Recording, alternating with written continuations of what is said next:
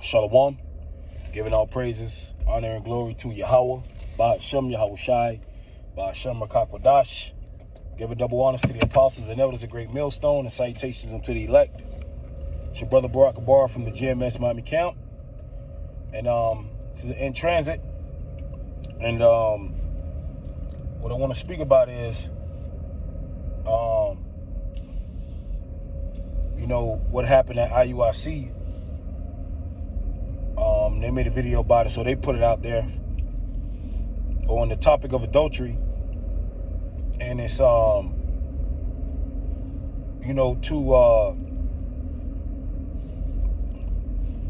speak about adultery a little bit and how adultery in this modern day time is normalized. And the left-hand elites, they push out adultery via entertainers, actors, rappers, singers, and they pay these people a lot of money to promote adultery. Okay, I just want to harp on adultery, and adultery destroys a generation of people. And when I say a generation, I mean a family. It destroys families. So that generation of a family is destroyed and it's passed down. It destroys generations.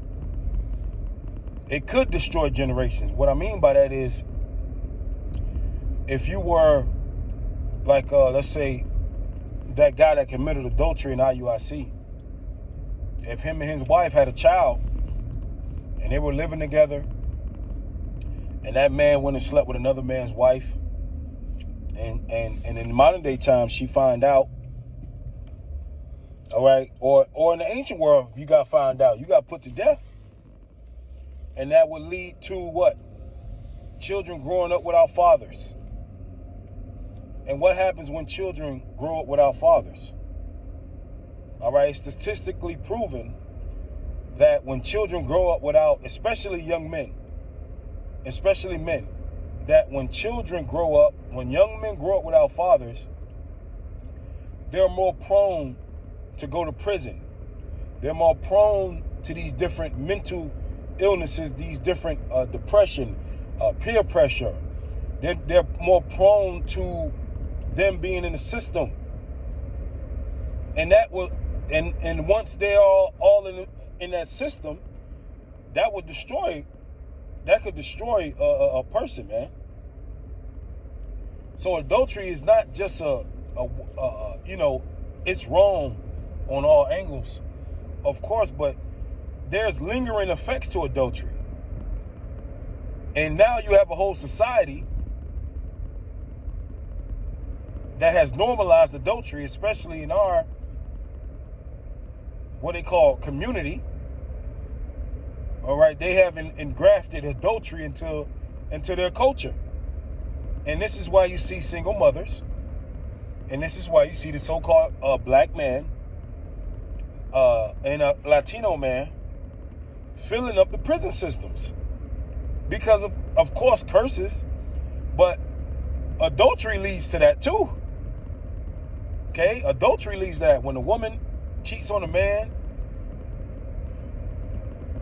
that breaks up a household. That breaks up the family structure, in which the family is your family in the ancient world was first form of business. Okay, if a man had a daughter, he basically made money from his daughter. He gave her to another man, and he made money from his daughter because she was a form of work in his house. All right, so family is very important, contrary to popular belief. Israelites are a very family-orientated people. And when you read, that's why it's good to go into our customs, man. Okay, we didn't live like this in the East. The way we live here in America is animalistic kind of than how we lived in the East, man. It's important to get I'm not saying you got to know exactly how we lived in the East, but it's good to know how we lived in the East. So you can kind of get a mind state of what was going on. And how adultery and these things and shame needs to come back.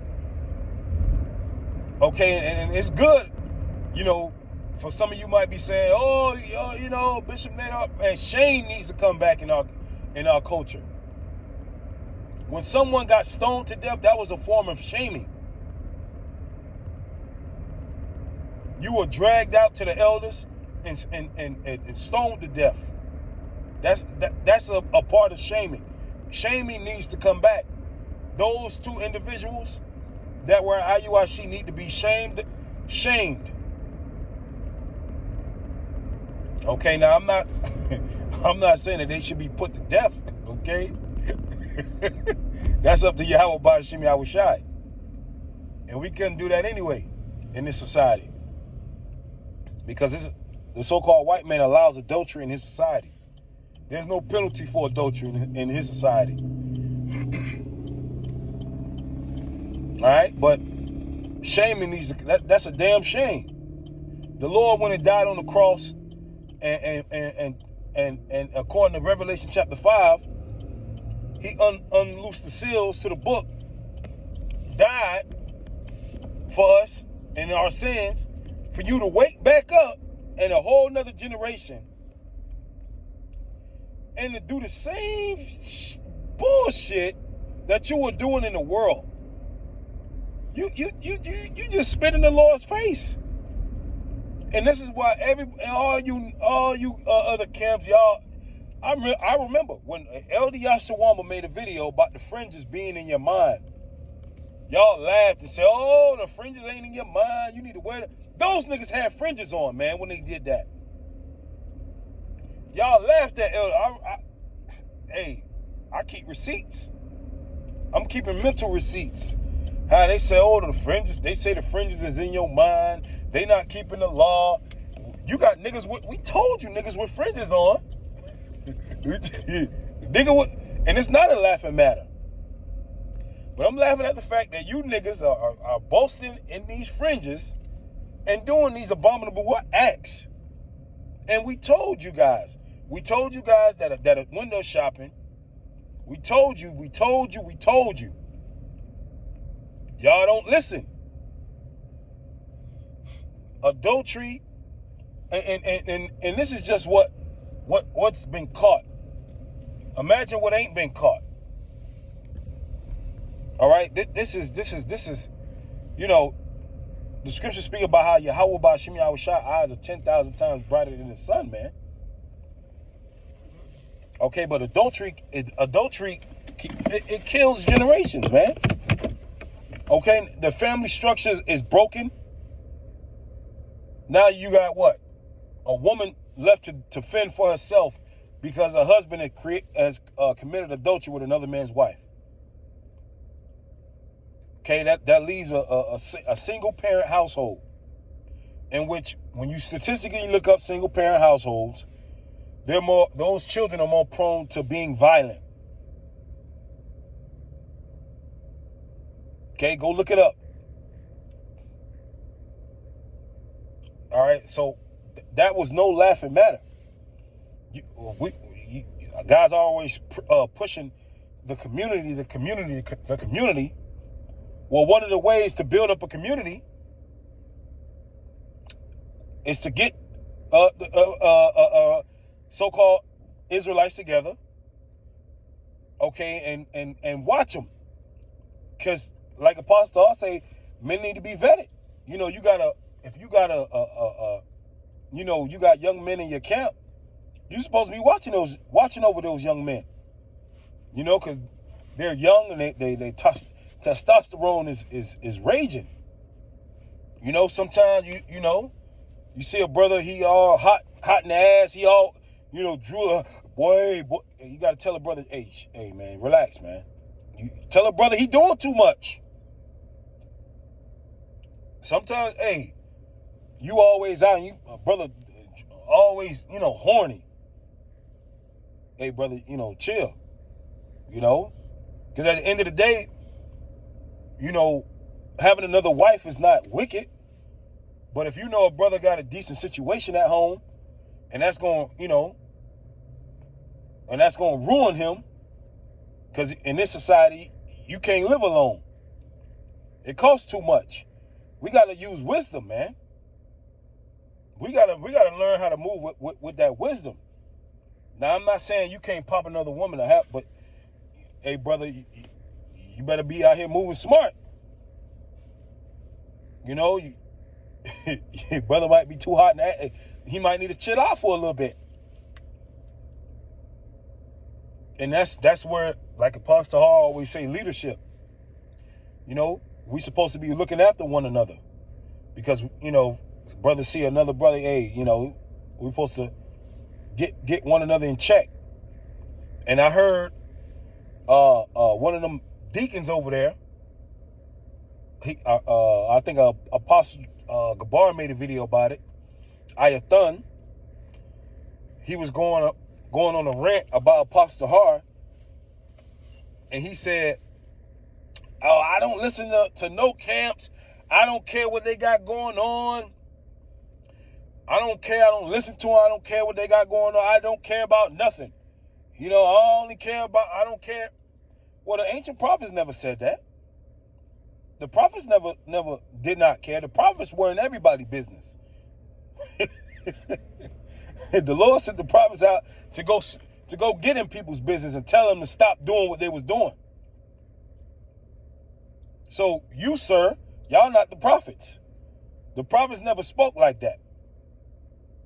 The prophets were in everybody's goddamn business. If your ass was going off, the Lord He's sending the prophet to come snoop you out. Okay, what he said didn't align with the Bible. Okay, the prophet Nathan, he never went to David and say, "Look, man, I don't care you committed adultery.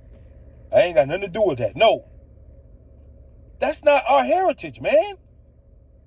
See, these people, these groups have adopted a Western mindset state, man. Do you understand that these men been in the truth for years, and you'll be surprised the way that they're speaking. They have adopted they have been Americanized to the T. We are supposed to call each other out on our bullshit. That is Israelite culture. That is Israelite customs. Thou shalt in any wise rebuke thy neighbor. Thou shalt not suffer sin upon him. What the hell do you think that means? That means you're supposed to call his ass out. Why did Stephen get stoned? Because he called them niggas out. Why did John the Baptist get beheaded and his head put on the charger? Because he called people out on their shit. You people are not the prophets. You people talk about, oh, y'all hating. Y'all would have called the prophets haters. Why do you think men were killed? Hello? And you would think these men would know this. They've been in the truth for all these damn years. I've been in the truth this long. I've been in the truth. Nigga, you don't know anything. It's like you haven't been in. It's like you're in the truth, but you don't know anything. Y'all haven't grasped what you're really doing. We're waking up a nation. Hello? It's like somebody got to snap you back into reality. I've been in the truth this long, and blah, blah, blah, blah, blah. Bro, it's like a waste of time. You don't get it. You haven't really, you just stopped growing. You guys are immature, and you're looking at it from a carnal point of view, in which that's dangerous. And it's like the Lord zapped his spirit away from you, because you guys don't view things through a spiritual lens. And when you stop doing that, you become like a beast. If you stop viewing things spiritually, you are likened unto a beast, and you're going to act on carnal instincts. And this is what makes a heathen a heathen. Heathens don't look at shit spiritually. They're heathens. They look at things carnal. Oh, they gotta dot their I's and cross their T's. I gotta get this and I gotta do this and I gotta, that's why they read the Bible the way they do. That's why they got those commentaries the way they do, because they're not looking at things spiritually. And these groups have adopted a carnal mindset. And you shall know them by their fruits.